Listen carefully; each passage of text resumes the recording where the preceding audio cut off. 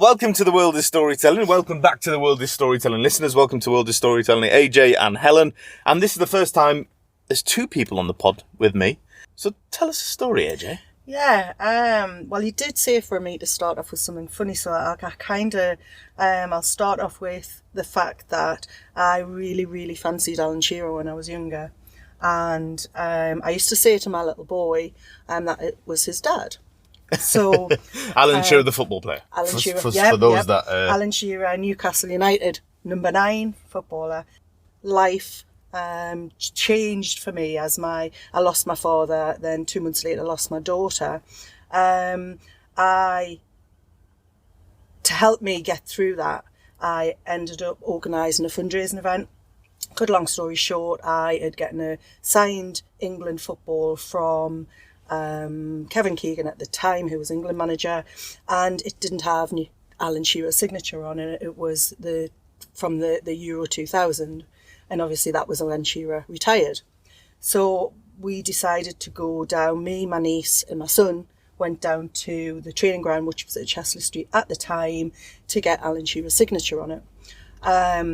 When I got there, the groundsman said, "Oh, sorry, the Newcastle players aren't in. They're not training today." So as we were walking back to the car, I seen this car come round with AS 2000 on, and I was like, "That's Alan Shearer, it's Alan Shearer's car."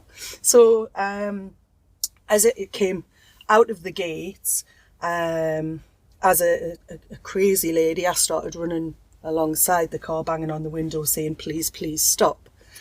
So he did stop.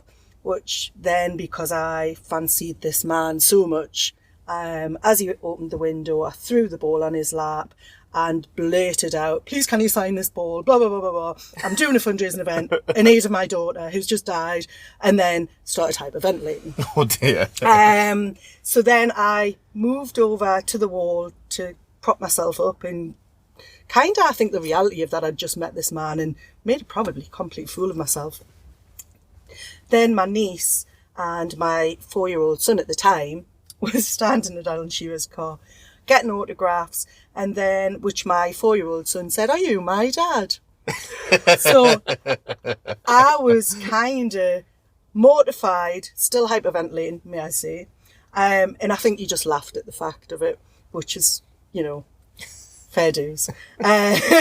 So that was my story of meeting the first ever time I met Alan Shearer. And that was, like I say, it was because I was doing a fundraising event in memory of my daughter who died. And one of the ladies that, who was actually one of my friends now, had said that if it hadn't been for me, she'd said that I'd saved her life, basically. Wow.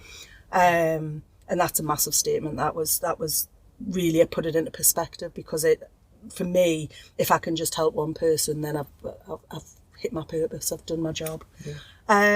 But then my husband got diagnosed with terminal cancer at the age of 40, and very kindly died on Christmas Day, leaving me with 3 children. Well, that's very nice of him. Oh, yeah. But, to be fair, that is his sense of humour. I know that sounds a bit dark, but that is the only day of the year that you will never ever forget, because it is literally the day of family. So that is John's sense of humour completely. So I get it. I smile about it now. It was very, very hard at the time. We're 13 years down the line, so I do smile about it. And it makes us chuckle, as in the point of mate, we would never have forgot you anyways, but thanks for that. After that, my brother got killed in a car crash. So it's quite a journey when you're losing people that were very young. My brother was 41 when he died as well. So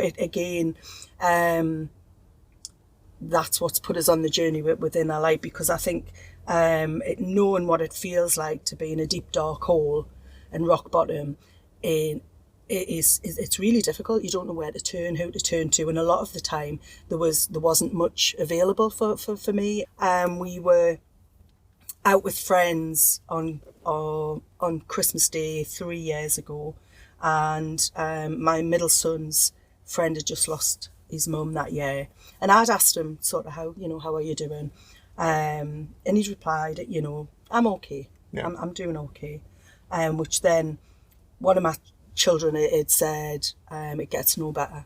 Mm. And I'd seen into his soul and seen that he was broken. So I decided, right, this is my call and this is my moment. This is when I need to do something about this. So I set up a company called The Coping Specialist. You, Helen, you were mentioning something before about you going to work and after your experience of bereavement as well. Yeah, my name's Helen, and so when I was in my 20s, my first husband took his own life, and which was very sudden and unexpected. We'd not long been married, and I was trying to return to work, and I was met with some not very compassionate thoughts around what I was going through, and I was basically told, we think you should be over it now, and that was literally months after he died, and that, it just alienated me. It made me feel like people don't understand what I'm going through. I'm on my own. Why am I struggling with this so much? Because I've never experienced anything like that before. So we call ourselves experts by experience because we want to bring our experience to the table so that people don't feel as alienated and feel like there is life after loss. And we demonstrate that. Well, I mean, then the both of you are full of life. Yeah, we are. We are. I think so. What would you tell people is kind of the biggest thing you've both learned after going through this, and also helping people on the other side? So it's not that you've just had the experience, you've also helped people on the other side, and you still are. So is there, death is a fact of life, but most of us don't talk about it.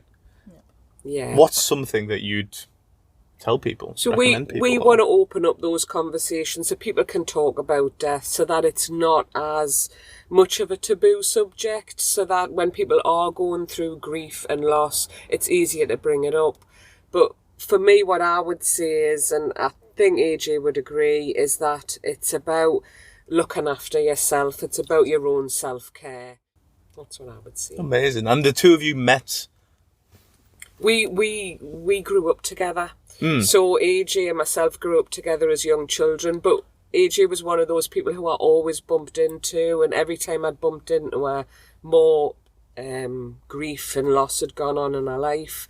But I have a cold water exposure group, and we dip in the sea, and AJ had seen me posts on Facebook and had reached out and asked to join us. And we get so much from the cold. And the business, she asked me to come on board after we'd been dipping together. If we can just open that conversation up, get people talking about it and understanding how people feel, the world will be a better place. Amen to that. Amen. And that is a wonderful place to finish off. Well, before that, did you, in your cold water dipping, did you dip in the sewage that they had a while ago? And no, not knowingly. not knowingly, exactly. Did you ever think that there was a funny smell? No. Never, no. We dip at South Shields, we never...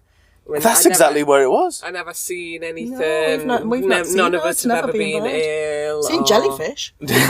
Seen loads of jellyfish. Yeah, definitely seen loads of jellyfish. Oh, amazing. Well, thanks very much for coming on The World is Storytelling. You're very welcome. Thank you. And of course, and good luck with everything in the future. Thank you very much. Thank you.